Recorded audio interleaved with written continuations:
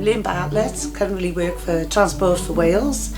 I'm a cleaning team leader. I've been with the company now for 17 years.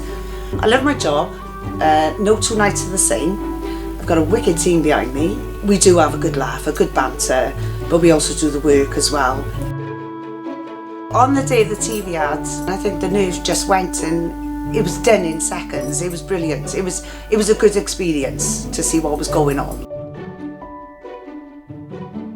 I think a lot of people think with trains, they come in and they're fuelled to get the passengers. I don't think a lot of outside people realise the hard work that goes on behind the scenes of a train regarding maintenance, regarding cleaning.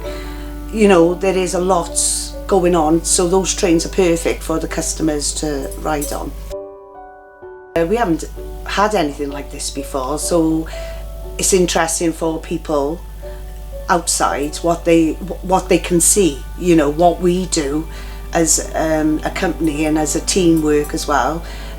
We're all putting a little bit of ourselves into it and trying to make the trains presentable and safety as well.